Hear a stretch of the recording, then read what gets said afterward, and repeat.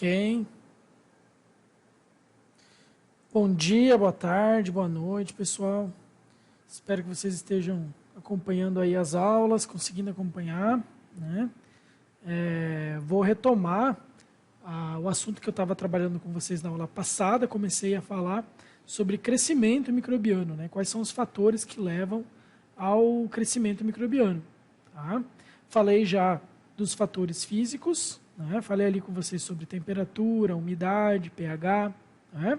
E agora vou retomar abordando então o assunto, a temática dos fatores químicos relacionados ao crescimento microbiano, tá? Então aí, como fatores químicos que a gente pode elencar, elementos, né? Elementos químicos, então carbono, nitrogênio, enxofre e fósforo, tá? Os principais, esses 4 principais fatores que são essenciais para o crescimento microbiano, tá? Os fatores químicos. Fora isso, o que nós temos também? Temos oligoelementos.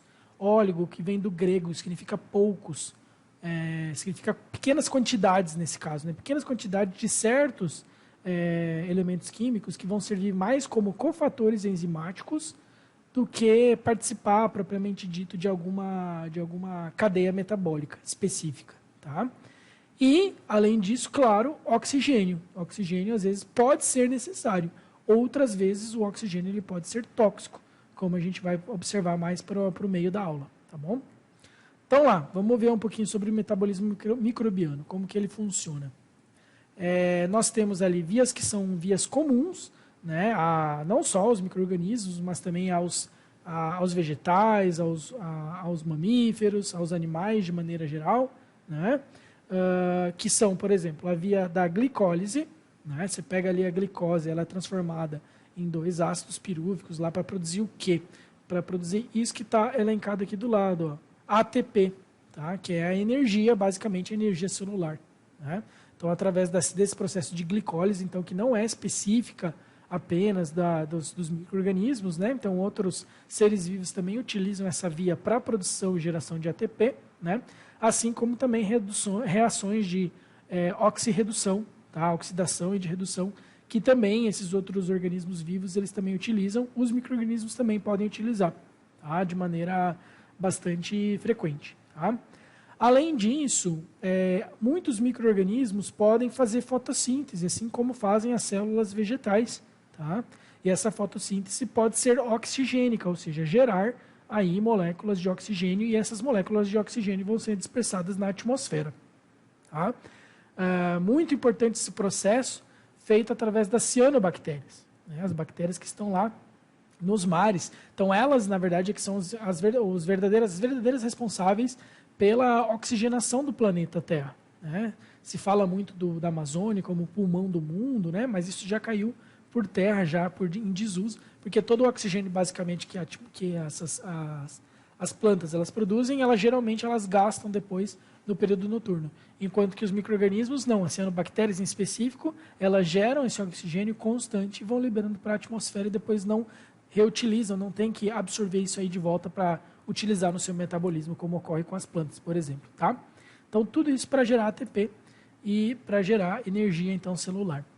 Agora, nós temos vias exclusivas dos micro-organismos. Quais são essas vias que nós temos, tá? Vias de síntese de carboidratos específicos, de proteínas específicas que só existem nos micro-organismos, tá?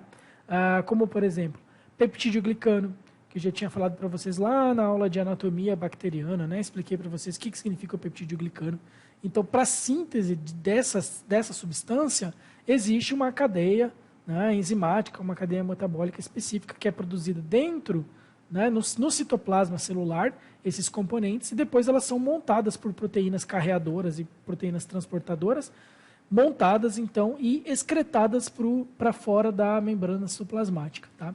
Além disso, certos sistemas de secreção também que são constituintes, são sistemas proteicos, que também são projetados para o exterior da célula, elas são aganchadas na membrana citoplasmática e pegam produtos, pegam toxinas que estão no citoplasma e injetam no seu hospedeiro ou simplesmente excretam para fora da célula para fazer algum tipo de degradação de algum substrato e assim por diante, né? Ou para provocar uma patogenicidade. Então, esses sistemas de secreção geralmente também são produzidos, tem vias específicas, metabólicas específicas para fazer a constituição então desse aparato, tá bom? Que aí não entra na classificação que vocês já conhecem lá da bioquímica e tudo mais, tá? A minha ideia não é tanto dar uma aula de bioquímica para vocês, tá? Só revisando, só explicando mais ou menos como que funcionam essas vias, tá? E tentando falar para vocês sobre outras vias também que a gente tem, outras formas também do metabolismo microbiano que a gente pode aproveitar, inclusive para alimentação, né? Para alimentação tanto humana quanto para alimentação animal, que a gente vai ver mais no final da aula, tá bom? Que são o caso das vias fermentativas, né? Então, por exemplo, ali nós temos as 4 vias clássicas, né, fermentativas: a lática, a alcoólica, a butírica e a acética. Todas as 4 são vias fermentativas que vão gerar aí produtos, no final das contas, produtos para a gente.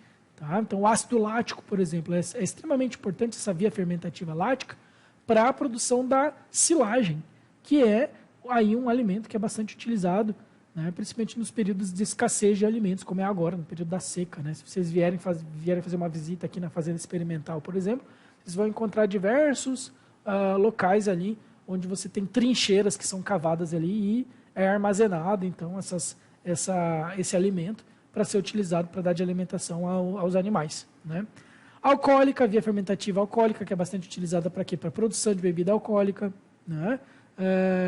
Acética também é utilizada. E a butírica, que em geral não é uma via fermentativa utilizada para a produção de alimentos. Na verdade, é uma degradação, é um sinal de degradação, é um sinal de contaminação microbiana nos alimentos e que geralmente deixa um gosto e um cheiro de ranço, né, principalmente ali em materiais gordurosos, como por exemplo a manteiga. Tá? Bom, mas vamos lá. Em relação à diversidade metabólica dos micro-organismos, como eles podem ser classificados? Tá? Isso também, em geral, como todos os organismos também. Tá? Todos os organismos vivos. Né? A gente tem 2 fontes aí, 2 tipos de classificação. Uma relacionada à fonte de energia. Tá? Então, os organismos que utilizam fonte de energia proveniente de compostos químicos, tá? Eles são chamados de quimiotróficos. Lembrando que trófico, trofia, significa afinidade. Então, ela tem afinidade por componentes químicos. Tá? Então, geralmente, quem usa como fonte de energia componentes químicos que entram naquelas vias lá de glicólise, vias de oxirredução e tudo mais, então, geralmente, são organismos, tá? Não só os micro-organismos, mas organismos em si da vida, que são, então, quimiotróficos. Os que utilizam a luz do sol como fonte de energia, tá? Então, eles são fototróficos. Tá? Lembrando aí os organismos que são que fazem fotossíntese. Né? Então, eles têm afinidade ou trofia pela luz, tá? Nessa classificação. Fora isso, além da fonte de energia, nós temos um outro fator importante, que é a fonte de carbono, porque o carbono é o constituinte químico que mais está presente, né, no componente orgânico, né, na constituição estrutural química dos organismos. Né? Então, é a fonte de energia a principal para você classificar, e também a fonte de carbono é uma outra grande classe de classificação dos organismos vivos. Tá? Os que utilizam compostos orgânicos como para fonte de carbono, eles são chamados de quimioheterotróficos. Tá? E os que utilizam, então, CO2, ou seja, gás carbônico, como fonte de carbono, eles pegam o CO2 que está presente na atmosfera, vão degradar, né, vão tirar lá o oxigênio, vão liberar o oxigênio e vão assimilar, então, o carbono, olha ali, são chamados de quimioautotróficos. Tá? E aí depois a gente vai ver os exemplos de que cada categoria de que micro-organismo que nós temos em cada uma dessas classificações. Os que utilizam, então, como fonte de carbono os compostos orgânicos, porém utilizam a energia, a luz como fonte de energia, são chamados de fotoheterotróficos, e os que utilizam, então, o CO2 como fonte de carbono e luz como energia são chamados de fotoautotróficos. Tá? Então, olha ali, os fotoautotróficos, esse aí é o pessoal mais de boa aí com a vida. Né? Então, nós temos aí fonte de energia, luz, carbono, vai ser utilizado o CO2. Qual a principal característica deles? A principal vantagem que nós temos aí, agora entrando na classificação então para os micro-organismos, tá? Os micro-organismos, então, eles geralmente eles são fotossintéticos e eles fazem uma fotossíntese anoxigênica, tá? Então, ele geralmente ele não degrada o oxigênio, ele libera o oxigênio, tá? Então nós temos aí, por exemplo, as bactérias verdes, os clorossomos, tá? Que geralmente as bactérias verdes elas produzem esses vacúolos, esses componentes aí citoplasmáticos chamados de clorossomos, que tem como principal componente químico para fazer essa fotossíntese anoxigênica a bacteriofila alfa, tá? Bacteriofila alfa, que seria como se fosse a clorofila, né? A clorofila, então, dessas bactérias em específico, tá?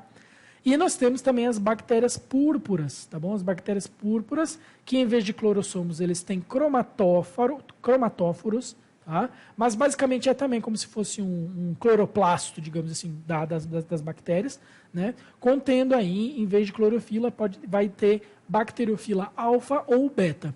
É uma das características que essas bactérias púrpuras apresentam, tá? Degradam também, utilizam bastante o quê? Degradam enxofre, degradam sulfatos em geral e o próprio hidrogênio, tá? Então elas são encontradas aqui, ó, nesses tipos de ambiente aqui, ó, tá? De geysers também, de fontes termais, né? Nas águas quentes, que eu já tinha comentado com vocês na aula passada. Geralmente esses micro-organismos estão presentes nesse tipo de ambiente, tá? Então, por exemplo, nesse caso aqui, ó, esse riozinho aqui que está com essa proliferação grande aqui de bactérias aqui, ó, bactérias púrpuras, isso aqui não é um sinal de degradação ambiental, de poluição ambiental, de poluição industrial. Esse aqui é a presença dela, claro que exacerbada, exagerada, né? Mas não representa, a princípio, nenhum risco, a princípio, o ambiente nem nada. Tá? Tem outros tipos de micro-organismos que apresentam uma cor semelhante, a gente vai ver mais para frente, que geralmente está presente em riachos, em córregos, que às vezes estão contaminados por resíduos industriais. Tá? A gente vai ver daqui a pouco. Os fotoautotróficos ainda também. Então, olha, tem os que fazem então, a fotossíntese oxigênica. Tá? Essas, sim, então, são as cianobactérias. Né? As cianobactérias geralmente têm essa coloração azulada, estão lá nos oceanos e tudo mais, produzindo então oxigênio. Então, eles ali que são os verdadeiros então, pulmões do mundo. Tá? E geralmente se fala então das plantas em geral, né, sobre a produção de oxigênio, porém esse tipo de micro-organismo aqui é o que realmente abastece a atmosfera do planeta Terra com oxigênio, tá bom?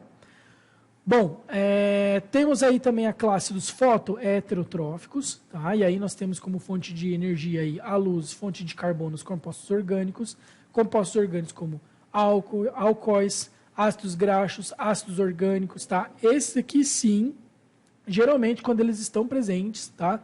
Então aí tem bactérias verdes e púrpuras não sulfurosas, tá? Então elas acabam ali, ó, sintetizando hidrogênio, de hidrogênio e gás carbônico, tá? Então esse aqui sim é um problema porque elas vão degradar esses materiais aqui, os álcools, os ácidos graxos e tudo mais, produzindo quem? Produzindo gás carbônico. E aí vai sim representar um problema ambiental, tá? E geralmente ela está presente quando esses córregos, esses riachos, esses reservatórios têm grandes quantidades, acumulam grandes quantidades desses tipos de compostos orgânicos, tá? Então, são compostos orgânicos geralmente de resíduos industriais, resíduos ambientais. Vou deixar o link aqui para vocês de um filme, uma dica de filme bem legal, que conta a história, e é bem legal. Não é bem legal, não. Não é nada legal, na verdade. É sobre a indústria americana chamada DuPont. Tá? DuPont. Ela foi a responsável pela produção do Teflon, sabe? A panelinha de Teflon que a gente tem para a comida não grudar, né? Na panela quando a gente está cozinhando. Então, a DuPont desenvolveu esse tipo de composto. Primeiro era para um objetivo militar, né? Um objetivo para blindar, digamos assim, os tanques de guerra, os materiais militares para não grudar, né? Com outras substâncias e tudo mais. Né? E depois dessa finalidade militar, eles resolveram colocar nas panelas das pessoas. E isso lá nos anos 40, nos anos 50. Esse composto do Teflon, ele é chamado composto eterno. Tá? Composto eterno. Então, por aí você já vê mais ou menos a durabilidade dele. O único problema é que ele é extremamente cancerígeno. Tá? Então, descobriu-se que mesmo que a DuPont sabia da sua periculosidade, ela continuou vendendo por muito tempo o Teflon, que era utilizado até recentemente, aí até 2005, 2008. Todas as panelas de Teflon, frigideira que tinham, né, que era bastante utilizado, bastante vendido aí industrialmente, carregavam esse material com esse tipo de composto eterno, cancerígeno, e aumentou, né, a quantidade de câncer mundialmente aí, pela utilização desses compostos, então, em panelas e tudo mais, e as pessoas ali, às vezes, né, risca a panelinha de Teflon quando a pessoa está cozinhando, e aí você ingere isso, e ele nunca mais consegue ser retirado do organismo humano. Estima-se que 98% da população humana tem presente esse composto circulando no nosso organismo, né, representando aí uma alta periculosidade. Claro que, hoje em dia, a partir dos anos 2010, mais ou menos 2012, esse composto ele foi, então, proibido, né? Tem um outro tipo de composto, então, hoje em dia, as panelas de Teflon têm um outro tipo de componente químico, tá? Mas é bom, de qualquer forma, se assegurar que, de fato, seja uma panelinha, né, dessa década, né, galera, que tiver em casa usando alguma panelinha de Teflon, tá? Então tem um outro tipo de componente hoje, que é o Dinex, tá? Esse aí já tem uma durabilidade bem menor e ele não representa, a princípio, né, não tem relatos ainda de apresentação de geração de câncer, tá? Não é cancerígeno a princípio esse composto que é utilizado hoje em dia, tá? Mas eu vou deixar lá esse link, por quê? Porque como que foi descoberto a relação com o câncer?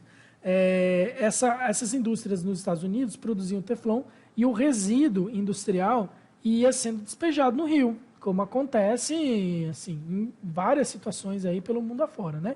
A indústria simplesmente não fazia nenhum tipo de tratamento, despejava isso no rio, né? E próximo aonde tinha uma determinada indústria, lá no estado, se não me engano, no estado de Ohio, né? Tinha uma fazenda e tinha mais ou menos umas 200, 300 cabeças de gado. E o gado começou a ter contato com essa água, começou a desenvolver muitos casos de tumores nesses animais e tudo mais, e os animais começaram a apresentar um comportamento muito mais agressivo. E aí o fazendeiro teve que abater em torno de 140, 150 animais dessa criação.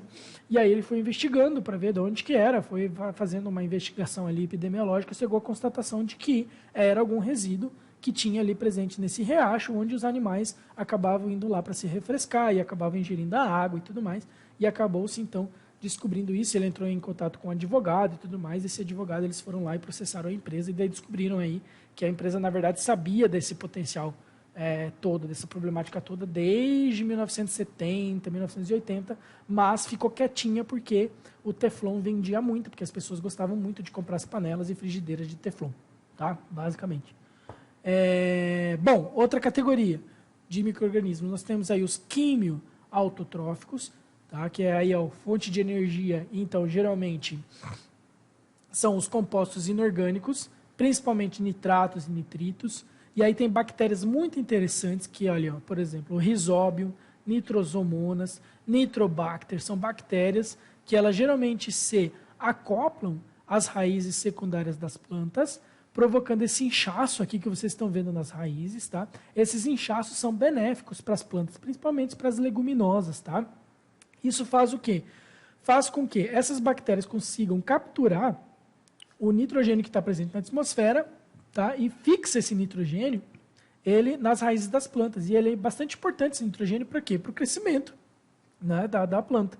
Então, ele faz uma fertilização natural, né, orgânica, das plantas. Então, ele é bastante utilizado. E o Brasil é um dos pioneiros em utilizar esses compostos, né, esses micro-organismos, como inoculantes nas plantas, principalmente na soja e tantas outras plantas, geralmente leguminosas, para fazer essa adubação do solo, sem necessariamente ser uma adubação química, mas sim uma adubação microbiológica, tá? Com aproveitamento então, do nitrogênio presente na atmosfera, né? Hoje em dia tem bactérias, inclusive, isso geralmente era utilizado mais no início, há uns 20 anos atrás, mais apenas para leguminosas. Hoje em dia nós temos gramíneas também, a gente tem bactérias que já foram descobertas e que estão sendo utilizadas hoje em dia também para adubar o solo com esses inoculantes para gramíneas também, tá bom? E como fonte de carbono, então, é o CO2. Ele pega o CO2 e degrada o CO2 para a sua fonte de carbono. Tá? O nitrogênio, para que ele serve? Né? O nitrogênio é o principal adubo que a gente tem hoje em dia no mundo. Né? Qual é a principal fonte química para a obtenção desse nitrogênio? É a ureia. Tá? E a ureia, né, quem utiliza, quem já viu isso aqui, essas bolinhas aqui, branquinhas, né? Você vai lá pulverizando, vai colocando planta por planta, 4 ou 5 bolinhas dessa aqui, né? Principalmente quem trabalha em pequena propriedade geralmente faz à mão, né? Ou então, se não, passa um trator lá e vai deixando, vai colocando pela área, né? Para ser adubada, né? Mas ela vem da onde? Vem do ouro negro, ou seja, vem do petróleo, basicamente, tá? E o petróleo tem que ser retirado, né? Tem que ser extraído, geralmente de fontes, né, bem complexas, às vezes, de fazer essa retirada desse petróleo. E pode representar risco ambiental no momento da sua captura. Né? Pode vazar. E o nitrogênio é extremamente importante. Assim como o carbono, o segundo componente mais importante então, é o nitrogênio, porque ele é utilizado junto com o enxofre para a produção de proteínas e junto com o fósforo ele vai fazer a composição química básica de quem? Dos ácidos nucleicos, do DNA, do RNA. Tá? Então, sem nitrogênio, basicamente, você não tem esses compostos formados nas células. Tá? Então, olha ali, as fontes antigas que nós temos, né, que eram inclusive retratadas aqui ó, nesse livro aqui do Eduardo Galeano, aqui, ó, As Veias Abertas da América Latina, mostra que o salitre era a principal fonte, né, de nitrogênio antigamente. Tá? Ele tinha, geralmente, esse composto aqui, que é chamado de salitre, ele tem em torno de 20% da constituição química dele de nitrogênio. Tá? E as principais fontes, os principais locais onde você encontrava salitre em grande quantidade, que era exportado em grandes quantidades mesmo para a Europa e tudo mais, né, no século XIX, mais ou menos, vinha lá do Chile. Tá? E é por isso que eu falei desse livro aqui, porque ele conta a história dessa exploração, de como acontecia essa exploração do salitre para enviar lá para a Europa. Tá?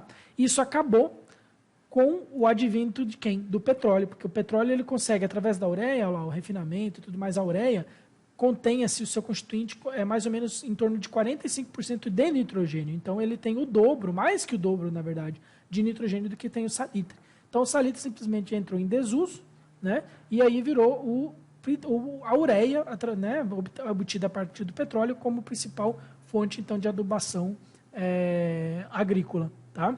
E, além disso, ele é bastante resistente à lixiviação e também à acidificação.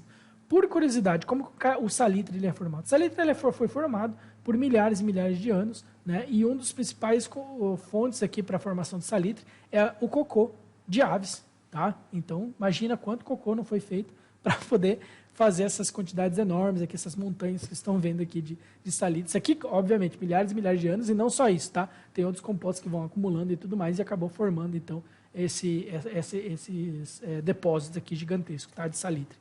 Né? Então, é extremamente importante, né? O petróleo, e aí o preço do adubo, né, da ureia, varia conforme os períodos e conforme quem? Conforme o preço do barril de petróleo. Né? Então, a alternativa biológica, microbiológica, para adubação na agricultura, ela não foi só uma coisa assim pensada num sentido de vamos aproveitar os micro-organismos, né, porque eles têm um papel importante, biológico, eles conseguem capturar o nitrogênio que está na atmosfera, porque onde que a maior parte do nitrogênio realmente está no mundo? Ele está na atmosfera. Só que como capturar isso da atmosfera para colocar para a Terra? Né? Somente através dos micro-organismos. Então, um dos potencializadores disso, desse tipo de pesquisa, foi a partir daqui, ó, de 1979, com a crise do petróleo, né? Mais ou menos aqui. 1973, depois uma outra crise de 1979. Né? Então, o barril de petróleo ele era bem abaixo do que era aqui, ó, de $5, bem abaixo. Né? E aí, com a crise do petróleo, um dia, simplesmente, os países que são os maiores produtores de petróleo fizeram um encontro, né? Fundaram uma organização, que é a OPEP, tá? A Organização dos Países Exportadores de Petróleo, e falaram assim, olha, a partir de agora a gente vai colocar um preço mínimo, não vamos mais competir entre nós, vamos fazer tipo um cartel aqui, e nós vamos botar um preço mínimo que vai ser no mínimo R$10, ou seja, custava 5, eles duplicaram o preço do barril de petróleo. Só isso, esse fato já causou uma crise mundial, chamada então a crise do petróleo. Tá? Então, obviamente, tudo que é produzido a partir do petróleo dobrou, triplicou de valor. Né? E quanto que está o barril de petróleo hoje? Ó? Esse gráfico aqui mostra até mais ou menos 2010, né? Olhem ali, tá? Mais ou menos 2010, aqui os cenários, mais ou menos. Né? Hoje em dia, o preço do barril do petróleo vai muito, ó, chegou até a atingir quase $150 o preço, mais ou menos ali, ó, próximo, um pouquinho antes da crise de 2007, né? A crise mundial de 2007, da crise financeira. Né? E hoje em dia, ali, ó, chegando em 2018, mais ou menos 75, agora com a pandemia, eu nem sei quanto que está o valor do barril do petróleo. Procurem ali, né, e venham me informar nas mensagens ali, me digam aí quanto que está o preço do barril do petróleo hoje, tá? Nesse momento que vocês estão vendo a aula, para a gente poder, né, comparar e discutir quando a gente fizer o nosso próximo encontro, para saber quanto que está mais ou menos, quanto que custa a adubação então química, certo? Então a adubação microbiológica tem também essas vantagens, tá? Tem a vantagem de você sair dessa dependência do petróleo, do preço internacional do petróleo. Tá? Olha ali, fixação biológica do nitrogênio. Então, o nitrogênio presente na atmosfera, né? E também a partir da decomposição de material orgânico, né? De animais mortos, de insetos mortos, de folhas mortas, né? Elas vão ser, então, degradadas. Tá? E ocorre, então, esse depósito de amônia. Então, tem o processo de nitrificação e denitrificação ali, mediado tudo por esses micro-organismos, vão depositar nas raízes das plantas e as plantas vão aproveitar para fazer uma nova síntese de proteínas, da assimilação então desse composto para a produção então de produto vegetal e assim por diante, tá? Bom, nós temos também os quimio-heterotróficos, tá? Que utilizam então como fonte de energia e de carbono tanto para os dois então compostos orgânicos, né? Como por exemplo a glicose, tá? Então, basicamente, todos, tá? Os saprofíticos, os organismos saprofíticos, então, que degradam a matéria orgânica morta, tá? Aqui, como a gente está vendo esse pão aqui todo mofado aqui, né? E os organismos também parasitas, que utilizam, às vezes, também hospedeiros ainda vivos para fazer a obtenção, então, da sua fonte de energia, da sua fonte de carbono, tá? Então, a maioria, hoje em dia, de quê? A maioria de bactérias, de fungos, de protozoários e de animais, eles são classificados, considerados quimio-heterotróficos. Até mesmo a gente, tá? O ser humano, então, ele é considerado quimio-heterotrófico. Ou algum de vocês faz fotossíntese? Espero que não, né? Se algum de vocês faça fotossíntese, também me escreva aí uma mensagem ali no AVA também, né? Acredito que não seja o caso. Então, nós também somos quimio-heterotróficos, tá? Que mais? Outros compostos orgânicos que sejam interessantes. Compostos químicos, perdão. Então, nós temos ali enxofre, né, em quantidades bem pequenininhas, geralmente serve para formação de vitaminas e de aminoácidos, eles entram ali nos seus componentes. Fósforo, como eu já tinha falado antes também, para formação de ácido nucleico, mas também para formação da membrana citoplasmática. Né? Lembrando que a constituição da membrana citoplasmática é uma bicamada de fosfolipídios. Então, olha aí, fósforo, entra ali o fósforo, tá? Então, sem o fósforo, você não tem essa constituição da membrana citoplasmática, basicamente. E os oligoelementos, então, em quantidades traço, em quantidades realmente muito pequenininhas de quê? De ferro, de cobre, de molibdênio, de zinco, por exemplo. Todos eles para serem usados, então, como cofatores enzimáticos. Olha lá, uma enzima sem o cofator enzimático, olha ali, ó. Tá, uma porção proteica aqui, mas ela ainda está inativa, ela vai ser chamada então de apoenzima. No momento que chega a coenzima, né, então pode ser pode ser ferro, pode ser cobre, molibdênio, vem aqui, se liga a essa apoenzima e ela aí vai estar então ativa, né, vai ser uma holoenzima e aí vai conseguir então de fato pegar um substrato e quebrar, lisar esse substrato, tá? Então geralmente eles servem para esse tipo de função, esses oligoelementos, tá bom? Além disso, então, outro constituinte químico realmente bastante importante, tá? Porém, às vezes nem sempre, como está escrito aqui nesse próprio slide, aqui, o oxigênio, tá? Então, o oxigênio, né, para a gente tem que respirar o oxigênio, né, para o ser humano ele tem que respirar, então ele representa a vida, sem ele a gente não consegue sobreviver, tá? Porém, nem sempre para os outros tipos de organismos vivos que existem no planeta Terra, ele vai ser sempre necessário. Em alguns momentos ele vai ter a ser até tóxico, tá? Então, como que a gente consegue separar os micro-organismos em 3 classes aqui, ó, 3 classes básicas, tá? Quanto à utilização do oxigênio. Nós temos os aeróbios estritos, ou chamados também de obrigatórios. nós temos os anaeróbios facultativos, tá? E nós temos os anaeróbios estritos ou obrigatórios. Fora essas 3 categorias, tem umas outras subcategorias também. Temos os microaerófilos, anaeróbios, aeróbios, anaeróbios, de outros tipos de nomenclatura também, mas eu vou focar aqui com vocês essas 3 categorias principais. Tá? Os aeróbios estritos, a principal vantagem deles é que eles têm uma maior produção de energia, ou seja, o oxigênio está ali, está disponível em abundância, de certa forma, até agora no planeta Terra, né? Então ele vai conseguir produzir isso, vai conseguir sintetizar isso para a transformação de energia de uma maneira muito mais fácil do que fazer a degradação de matéria orgânica. Tá? A única desvantagem é que ele não se dissolve bem em água, então ele, obviamente, os organismos que utilizam oxigênio eles vão ter que estar geralmente em superfície. Tá?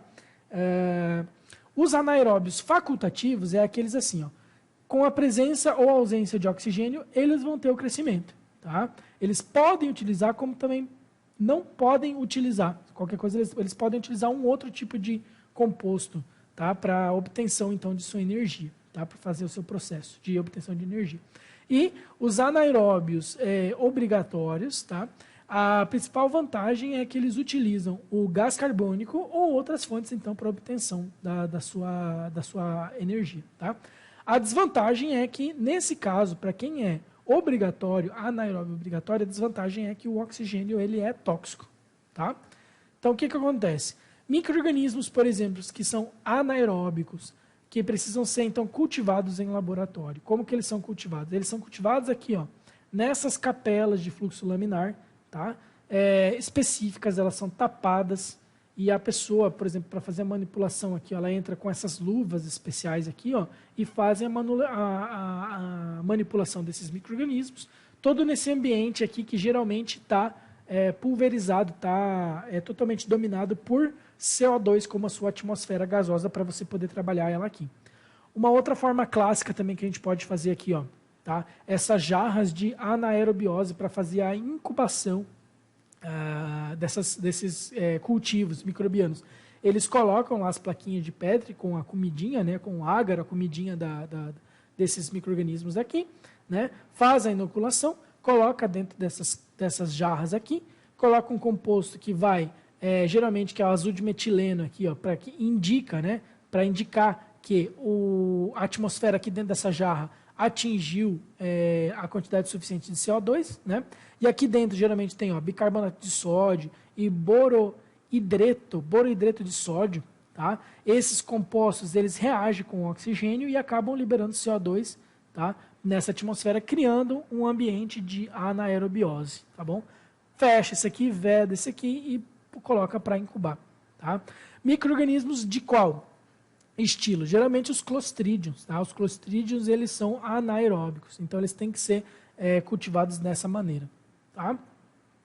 Olha aqui, esse aqui é bem clássico, um sistema bem clássicozinho aqui também, que é para fazer a degradação do oxigênio que está dentro dessa jarra, né? Então coloca aqui as placas de Petri, coloca aqui uma vela e a vela você acende e fecha a jarra, fecha o pote. O que acontece? A chama vai degradando quem? Vai degradando o oxigênio e liberando CO2. E você cria ali um ambiente, não digo de anaerobiose, mas ao menos de microaerofilia. Você diminui ao máximo a quantidade de oxigênio. Tá? A hora que a vela apagou, acabou o oxigênio, basicamente, ou maior parte do oxigênio, para pelo menos ocorrer o consumo então dessa chama. Tá? Bom, formas tóxicas do oxigênio que existem. Tá? Nós temos o oxigênio singlet, tá? Que é o oxigênio molecular, carregado de alta energia, e ele tem um potencial redutível realmente muito grande. Tá? Ele, dentro das células bacterianas, eles causam desordens metabólicas gigantes, tá? Porque ele serve como aceptor final de elétrons, tá? De quase tudo. Temos também os radicais superóxidos, tá? Que são formados durante o processo de respiração, tá? E eles são combatidos, tá? Esses radicais superóxidos são combatidos por essa enzima aqui, ó, a enzima superóxido dismutase, a SOD. Ela vai pegar o quê? Vai pegar os radicais superóxidos, vai neutralizá-los, produzindo H2O2. H2O2 é peróxido de hidrogênio, ou seja, água oxigenada. Tá? Essa água oxigenada também é tóxica, então ela também precisa ser degradada. Tá? Então essa água oxigenada eles vão pegar por uma enzima aqui, ó, uma outra enzima, a catalase, vai neutralizar a água oxigenada produzindo 2 moléculas de água, água simples, tá? 2 moléculas de água e oxigênio, só que não é o superóxido, né? Não é o oxigênio, nem o superóxido e nem o oxigênio singlet, tá? Ele é o oxigênio puro para respiração e vai ser, então, excretado, tá? Vai ser excretado. E aí é o seguinte, ó, pergunto para vocês, será que a água oxigenada que o pessoal coloca geralmente nas feridas, né, para fazer algum tipo de limpeza, alguma coisa assim, coloca água oxigenada e quando ferve, dá aquela fervurinha assim, né, e até a mãe da gente, a avó da gente brinca e fala assim, olha lá, tá matando todas as bactérias. Na verdade, não tá matando as bactérias aquela água oxigenada. Aquela água oxigenada, na verdade, ela está sendo degradada pela catalase dentro das células microbianas e sendo transformadas em água e oxigênio. Então, por isso que borbulha por conta da liberação do oxigênio. Então, na verdade, as bactérias ali, geralmente, elas estão dando risada da cara da gente, tá? Elas estão sobrevivendo. Então, o peróxido de hidrogênio, na verdade, não está matando aquelas células ali, tá? O que você tem que fazer outros produtos para fazer essa higienização correta, por exemplo, dessa ferida, tá? Se for o caso, tá bom? Olha, então tá certo utilizar peróxido de hidrogênio nessas feridas ali? Não tá certo. Tem outros compostos que devem ser utilizados para fazer o tratamento de feridas e tudo mais, tá? Olha lá, radical hidroxila também é o mais, de todos os compostos tóxicos do oxigênio, é o mais tóxico, é o mais reativo de todos. Ele é utilizado geralmente por quem? Pelas células fagocitárias, tá? Geralmente ele está presente em vacúolos aqui chamados de fagolissossomos, tá? São vacúolos que estão ali presentes no citoplasma celular das células fagocitárias, como por exemplo o macrócito, tá? Então olha ali, a bactéria ali está sendo envolvida, aqui nesse caso está até gritando aqui, socorro, socorro, está sendo engolfada por quem? Está sendo fagocitada por um macrófago, por exemplo. E lá dentro do citoplasma, tá? No citoplasma bacteriano, os lisossomos vão lá se encontrar com essas bactérias e aí o lisossomo vai liberar um monte de radical hidroxila para fazer a degradação das bactérias. Entendeu? Então é assim que ocorre o processo de fagocitose e eliminação natural pelo sistema imune das infecções. Tá bom? E depois entra-se no debate sobre as fermentações, tá? Os 4 tipos de fermentações que nós temos clássicos aqui. Nós temos a fermentação lática, fermentação alcoólica, butírica e acética. E aí, para cada tipo de fermentação, eu vou deixar, então, um vídeo aqui embaixo, tá? Mais detalhado, com aqui demonstrando as cascatas e tudo mais, o que ocorre, e principalmente exemplos com o que acontece com o próprio processo de ensilagem, para vocês observarem na prática como que os micro-organismos conseguem participar desse processo de formação de alimentos e como que eles utilizam essas fermentações aqui para a produção, então, de alimentos, tá? Ou então para degradação de alimentos, como é o caso da fermentação butírica, tá bom? Então é isso aí, galera. Para o que eu tinha para falar sobre a parte de crescimento microbiano, tá? Os fatores físicos e químicos responsáveis por crescimento bacteriano e fúngico, era isso. E a gente se vê na próxima aula, então, para falar sobre o controle, tá? O controle do crescimento microbiano. Falamos sobre os fatores para fazer o estímulo do crescimento e agora a gente vai ver os métodos que a gente consegue utilizar para controlar o crescimento microbiano quando ele for necessário. Tá bom? Até mais. Nos vemos na semana que vem.